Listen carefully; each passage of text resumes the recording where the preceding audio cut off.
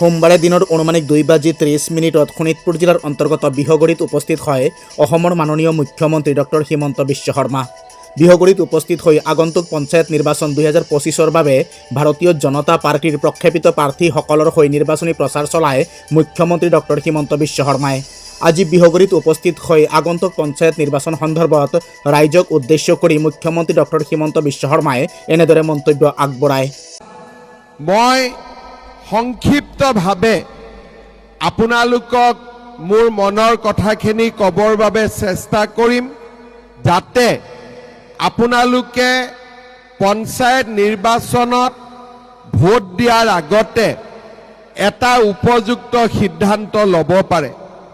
মই অত্যন্ত আনন্দিত যে এইবাৰ পঞ্চায়ত ইলেকশ্যনত ভাৰতীয় জনতা পাৰ্টিৰ বিভিন্নজন প্ৰাৰ্থী ইতিমধ্যেই বিনা প্ৰতিদ্বন্দ্বিতাৰে নিৰ্বাচিত হৈছে। নদুৱাৰ সমষ্টিত 4টাকৈ জিলা পৰিষদ বিনা প্ৰতিদ্বন্দ্বিতাৰে নিৰ্বাচিত হৈছে। আঞ্চলিক পঞ্চায়তসমূহো বিনা প্ৰতিদ্বন্দ্বিতাৰে নিৰ্বাচিত হৈছে।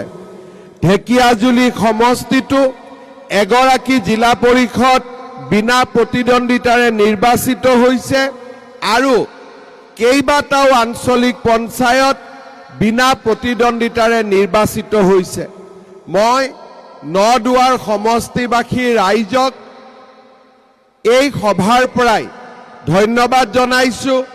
বিধায়ক পদ্ম হাজৰিকাক ধন্যবাদ জনাইছোঁ যে আমি ইতিমধ্যেই এই নিৰ্বাচনত বিনা প্ৰতিদ্বন্দ্বিতাৰে নিৰ্বাচিত হৈ আমি যথেষ্ট আগুৱাই যাবলৈ সক্ষম হৈছোঁ।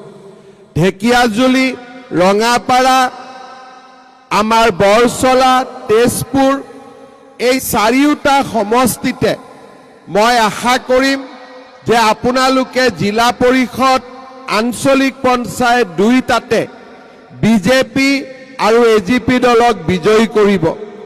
শ্ৰদ্ধাৰ ৰাইজ, পঞ্চায়তৰ সদস্য পদত আমি কোনো প্ৰাৰ্থী দলীয়ভাৱে দিয়া নাই, কিন্তু আমাৰ দলৰে কৰবাত 2গৰাকী, কৰবাত 3গৰাকী বা কৰবাত এগৰাকী সদস্য পদত প্ৰতিদ্বন্দ্বিতা কৰিছে।